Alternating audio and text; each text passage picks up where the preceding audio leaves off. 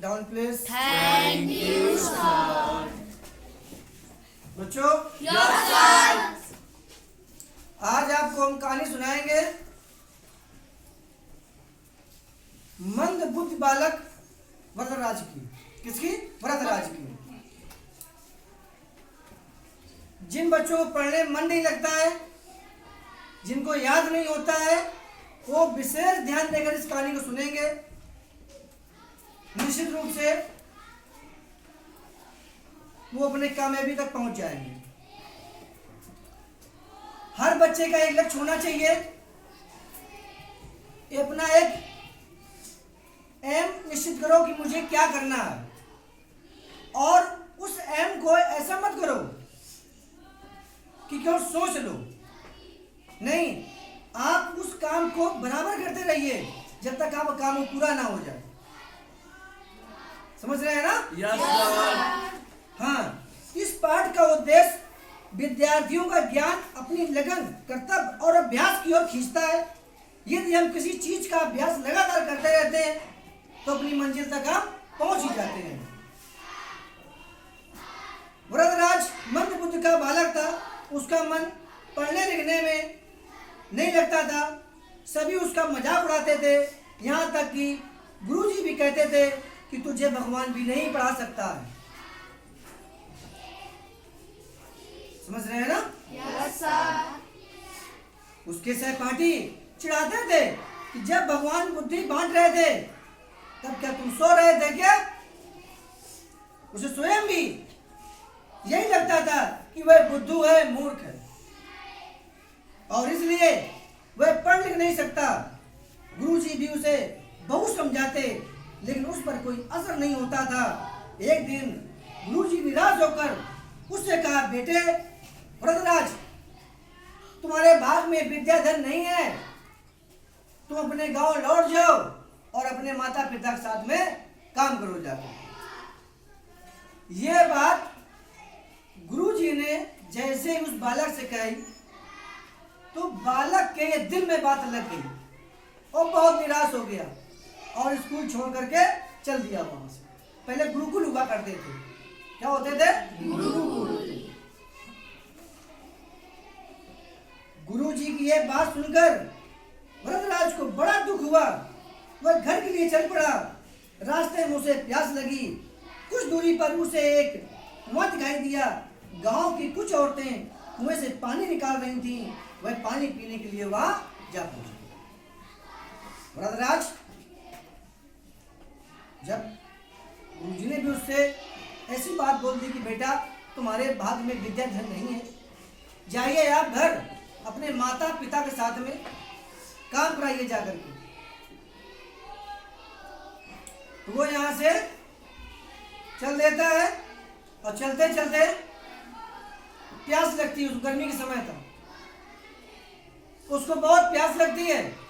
देखता है कि कुएं के पास में एक कुछ औरतें पानी वहां भर रही हैं। कुएं के पास गया। कुएं के पास वो क्या देखता है कि कुएं की जगह पे जहां वो औरतें रोज पानी का मटका रखती थी, उस जगह गड्ढा हो गया था। अब वही मंद बुद्धि बालक वरदराज उस चीज के लिए सोच रहा है कि आखिरकार ये गड्ढा बने कैसे, और रहा नहीं गया। वरदराज ने उन औरतों से पूछ लिया कि आप लोगों ने गड्ढा बहुत अच्छा बनवाई है मटकी रखने के लिए। उसने बात को घुमा के पूछा कि आपने बहुत अच्छा गड्ढा बनवाई है मटकी रखने के लिए। तो औरतों ने कहा, नहीं, ये गड्ढा हम लोगों ने नहीं बनवाए हैं। इसमें हम लोग पानी भरते हैं मटका में और इसी स्थान पर हम लोग रखते हैं। बार बार रखने के कारण इस जगह गड्ढा हो गए हैं। यहाँ तक कि जगत में जो पत्थर लगे होते हैं ना, तो रस्सी से पानी खींचते खींचते रगड़ से पत्थर भी कट गया।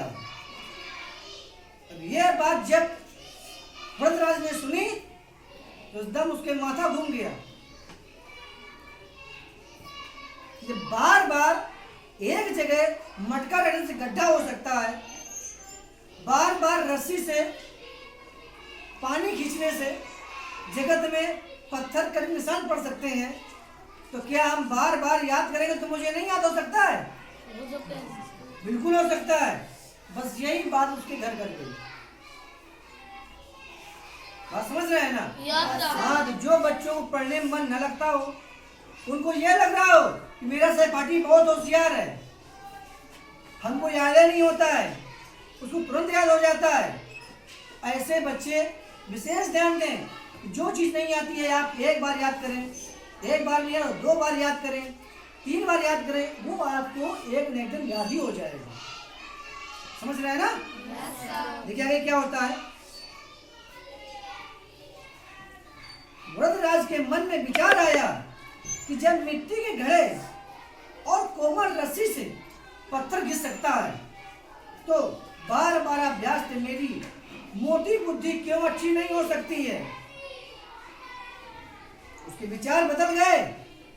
उसने अपने मन में ठान लिया, मैं खूब परिश्रम करूंगा, बार बार अभ्यास करूंगा, फिर देखता हूं मुझे विद्या कैसे नहीं आती है। क्या कहा कि इस कोमल रस्सी से, मिट्टी के घड़े से जब निशान पड़ सकता है, तो क्या मेरी मोटी बुद्धि में बार बार पढ़ने से, बार बार अभ्यास करने से याद नहीं हो सकता है। और उसी दिन से वृद्धराज तन मन धन से परिश्रम करना स्टार्ट कर दिया। वह पाठशाला लौट आया, गुरुजी के चरणों में गिर पड़ा और उन्हें अपने मन की बात बताई। गुरुजी प्रसन्न हो गए, उसे अपनी छाती से लगा लिया। टीचर कोई भी हो, सब टीचर सब बच्चों को बहुत चाहते हैं, लेकिन मारने का कारण यह बन जाता है कि जब 4 बार आपको पढ़ाया गया है तो आपको आ जाना चाहिए, लेकिन आप लोग याद ही नहीं करते हो, तो मजबूरी बस टीचर पीटते हैं। लेकिन जब उसने कहा नहीं गुरुजी, अब हम पढ़ेंगे, हम पढ़ने में पूरा ध्यान देंगे, हम परिश्रम करेंगे, मुझे एक मौका दिया जाए, तो गुरुजी ने उसको अपने छाती से लगा लिया। किसको? वृद्धराज को। अभ्यास की महिमा को समझकर वह खूब मन लगाकर पढ़ने लगा और पढ़ते लिखते वह बड़ा हो गया। यही बालक वृद्धराज संस्कृत का विद्वान बन गया। यही वृद्धराज संस्कृत में बहुत बड़ा विद्वान बन गया, बहुत बड़ा विद्वान पंडित बन गया। और जो उसके साथ गए थे पढ़ने वाले, जो मजाक उड़ाते थे, वो पीछे हो गए। तो ये किसका फल है? ये मेहनत का फल है। किसका फल है? मेहनत का फल है। तो हम मेहनत करने में कभी पीछे नहीं हटना चाहिए, हमें बराबर अभ्यास करना चाहिए जब तक अपनी मंजिल तक न पहुंच जाए। समझ रहे हैं ना? Yes sir. हाँ, तो कहानी कैसी लगी? बहुत अच्छी। Very good.